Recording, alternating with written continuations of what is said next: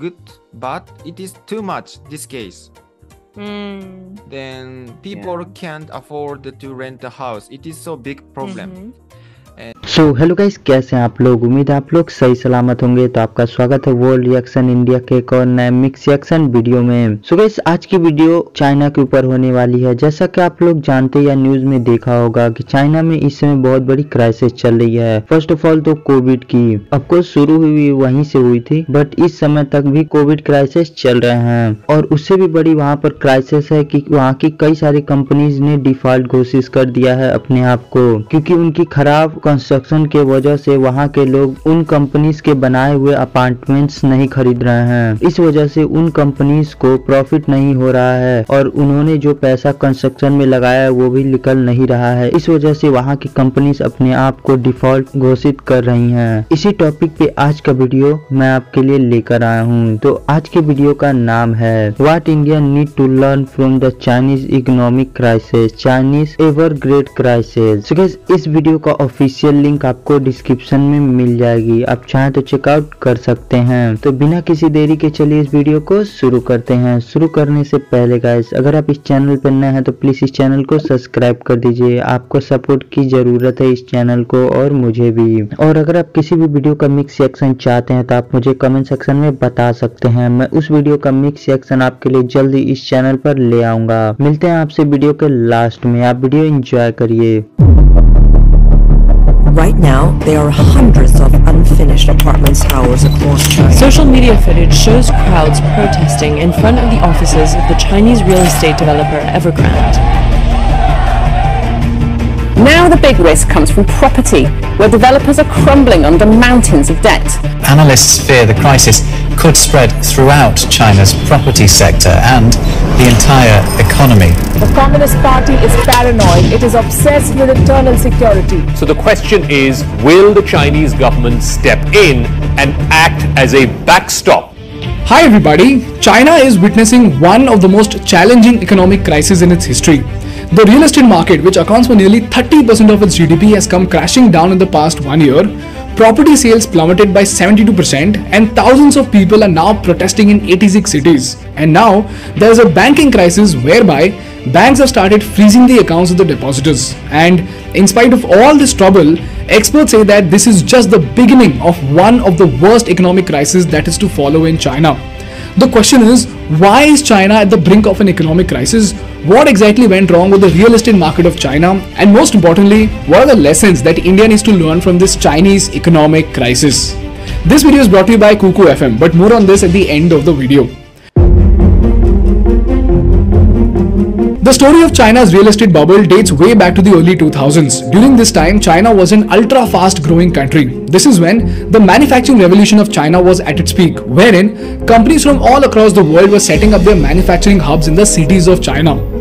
Before this time, China was just another agricultural nation with very little to nothing to do with globalization. So, if you look at urbanization in China, after 1995, huge chunks of population started moving from the rural places to the cities of China. So back then, only 29% of the population was living in the cities. But after 1995, you will see that the population in the cities skyrocketed to nearly 50% of the entire population. And today, 63.89% of the Chinese population, as in nearly 900 million people, live in the cities.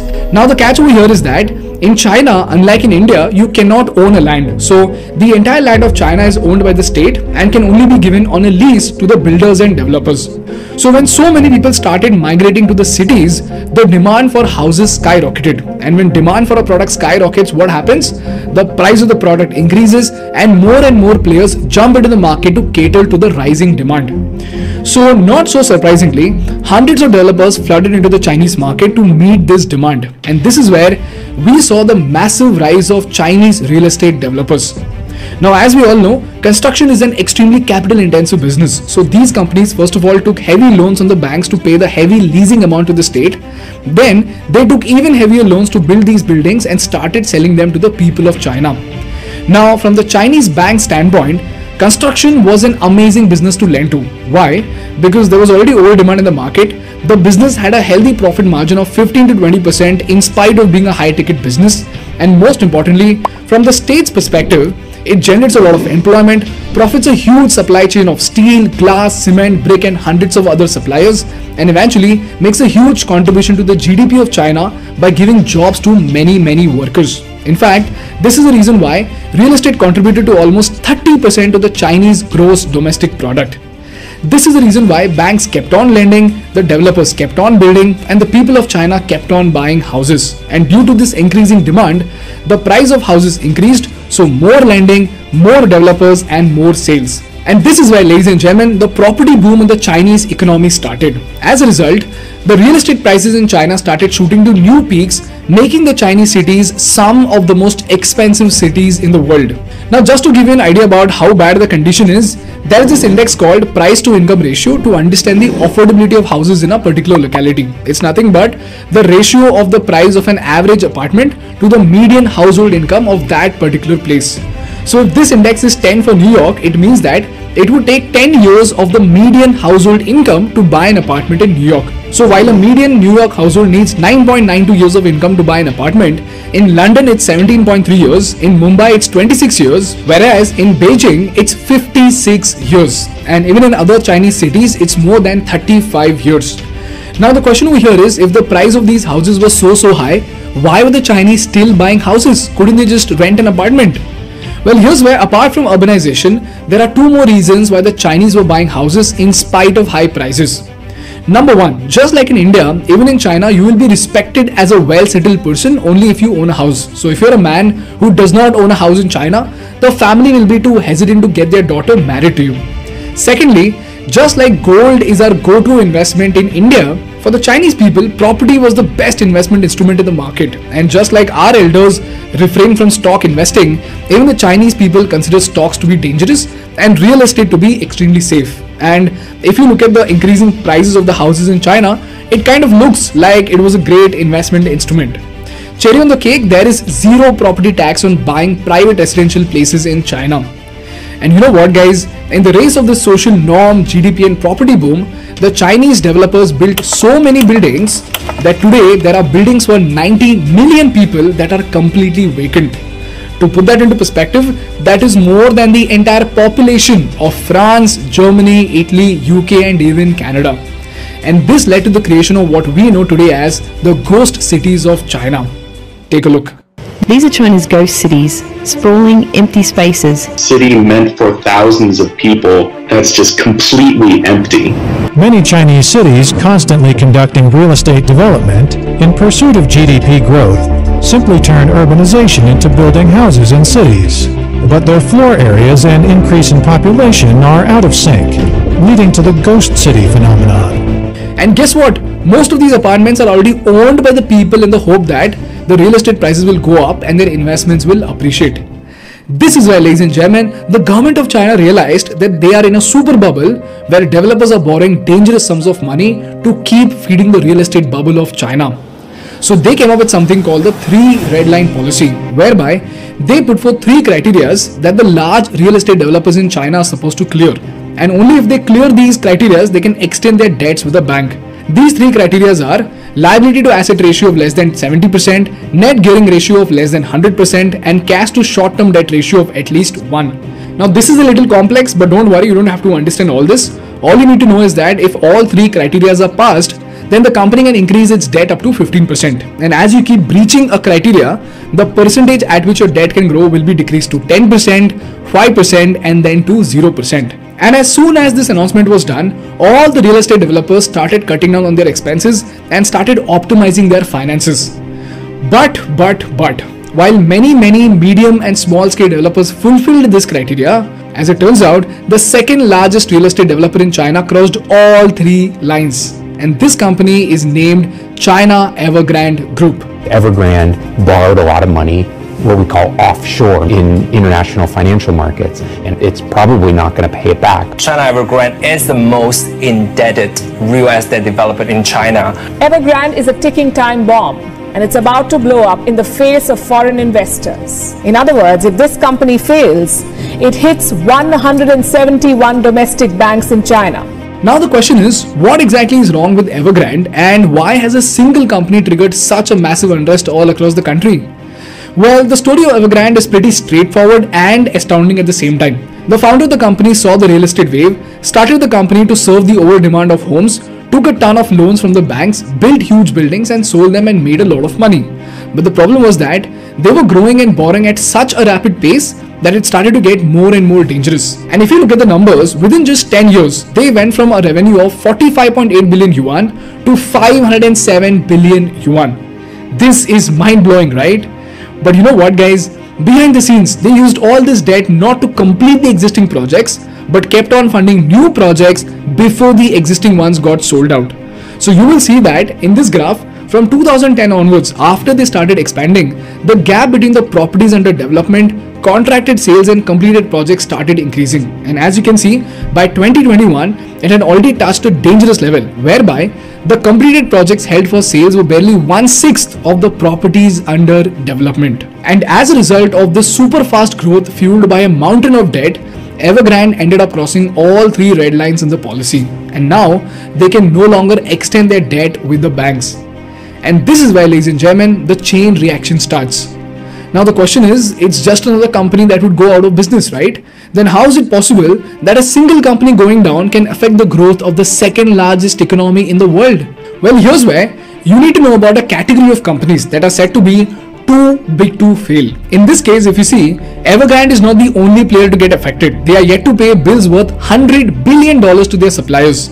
This includes steel suppliers, cement suppliers, paint suppliers, trucking companies, brick suppliers and thousands of other vendors. And now that these supplies won't be paid, it directly affects their suppliers and their balance sheet. Secondly, the banks that have given out loans to Evergrande, they cannot get their money back unless all these Evergrande projects are sold out. But as we saw, most of these projects are still under development and the news of Evergrande has already sent shockwaves across the market. So now no one is going to buy those incomplete apartments, right? And what's even worse is that since these incomplete projects cannot be completed without more loans, even the people who have paid for the apartments cannot get their house or will lose their money altogether. And you know what, guys? These angry home buyers are now waiting on as many as 1.6 million apartments. And many of these people have also taken out loans, and now all home buyers are threatening not to pay mortgage on their loan at all. And if they don't pay the banks will have to write down $220 billion of mortgage loans, which will put them in a disaster. Fun fact, mortgage loans account for 20% of all loans in China. So you can imagine how bad the condition is. And you know what?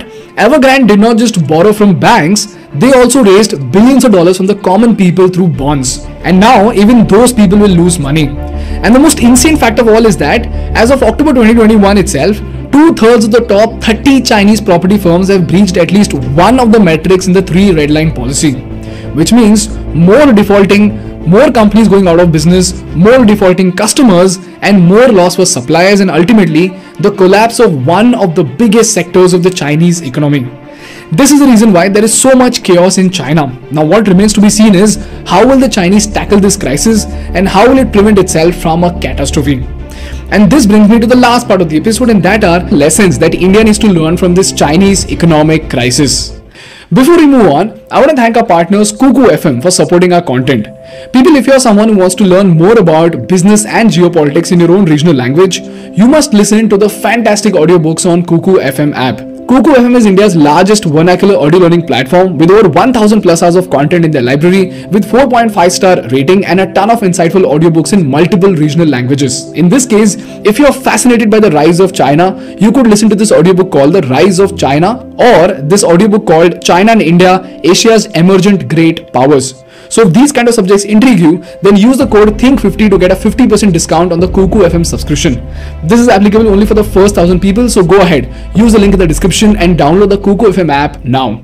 Moving on to the lessons, the first thing we need to learn from this Chinese crisis is that investment instruments driven by mindless social norms will often cost both the people and the economy heavily.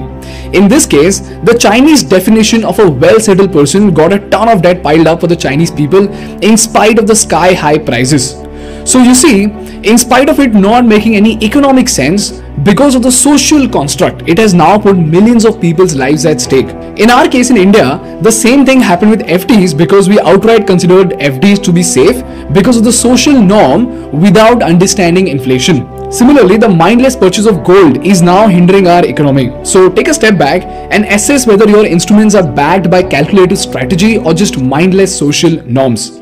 Number 2, piling up of debt of any company might showcase accelerated growth in the beginning, but with today's volatile, uncertain and chaotic market conditions, it comes at the risk of everything falling apart at once. In our case, just like Evergrande, the Adani group is taking up a huge amount of debt. And like I said in the previous episode, it sounds both risky and genius to me. And as much as we must vouch for Indian businessmen to prosper and become the pillars of our economy, we must also keep an eye on the implications in case they start defaulting. And just like China had a huge supply chain, banks and people that got affected, if a huge business group in India starts defaulting, even our economy will face troubles. So be careful with that. And thirdly, with China being a monopoly with solar components and cobalt, because the Chinese banks have curtailed the lending, the cost of these trades to India might actually keep increasing. So keep an eye on your solar and electric stocks. And lastly, I am attaching a ton of study materials for you to read in the description. So read through them and let me know in the comment section as to how will this Chinese crisis affect India according to your perspective. That's all from my side. Real estate का, builders का एक ऐसा वाहिद business है जो 100% तरक्की करता है। उसकी वजह यह है कि लोग बढ़ते हैं, आबादी बढ़ रही है, हर शख्स का उस तरफ रुख है जिस तरफ बिज़नेस है, जिस तरफ काम है। अच्छा, जहाँ भी इंसान काम धंधे के लिए जाएगा या काम शुरू करेगा या तो वहाँ रहेगा भी सही, खाना भी खाएगा, सोएगा भी सही, घर फैमिली उसकी कहीं पर भी है, लेकिन वो उस जगह रोज़गार के लिए आएगा तो वहाँ पे लाजमी प्लाज़ों की ज़रूरत पड़ेगी, बिल्डिंग्स की ज़रूरत पड़ेगी। तो ये बिज़नेस ऐसा है जो हमेशा बढ़ता है। अच्छा, ये मैं इसको इस तरीके से देखती हूँ, सबका अपना अपना नज़रिया होता है। वजूहात कोई भी हो, रीजंस कुछ भी हो, मसले मसाइल कोई भी हो उनके मुल्क में, मुझे लगता है ये कर्मा है। चाइना ने जिस तरीके से दूसरी कंट्रीज़ को तबाह किया, दूसरे कंट्रीज़ के हिस्सों को हथिया लिया, ले लिया, हमेशा दूसरे कंट्रीज़ से बुरी नज़र रखी, उनको अपने ट्रैप में फंसाने की कोशिश की, कई को तो फंसाया भी। Government will always protect the banks and too big to fail. Yeah, it's like if this goes down, the entire economy goes down. So like when George Bush bailed out I think that's what it was. George Bush bailed out the banks and the gas companies, everything, the oil companies. I mean, and so yeah, it's like fuck the people. These companies got to stay afloat, and so they all get a big payout. No one's recovered who got screwed over that. Not no one, but most people still haven't recovered who got screwed in the 08 crisis. That sucks, man. Yeah. So be mindful. Like you want to be educated where you're putting your hard-earned money, because you know, so many people invest emotionally and don't really understand what they're getting involved in, and then end up getting screwed really bad, and only after the fact that they realize, oh, I probably should have understood what I was stepping into first before actually taking those, steps. Yeah, and it was interesting how he brought up like owning property as opposed to renting, and how that can change your prospects for marriage, and it's all fake, we like buy into this fake prestige. So guys, आज की video यहीं खत्म होती है। उम्मीद है आप इस वीडियो को एंजॉय किए होंगे। एंजॉय किए तो प्लीज मुझे कमेंट सेक्शन में जरूर बताइएगा। और अगर आपको कई सारे मिक्स एक्शन वीडियोस एक साथ देखने में अच्छा लगता है तो आप इस चैनल को सब्सक्राइब कर सकते हैं। आपके लिए हर रोज मैं ऐसी वीडियोस लाता रहता हूँ। इस चैनल को और मुझे दोनों को आपकी सपोर्ट की जरूरत है। ऐसे ही आप किसी भी वीडियो का मिक्स रिएक्शन चाहते हैं तो आप मुझे कमेंट सेक्शन में उस वीडियो का नाम बता सकते हैं। मैं उस वीडियो का मिक्स रिएक्शन आपके लिए जल्दी इस चैनल पर ले आऊंगा। मिलते हैं आपसे एक और नए मिक्स रिएक्शन वीडियो में जल्दी। तब तक के लिए बाय गाइस, अपना ध्यान रखिए।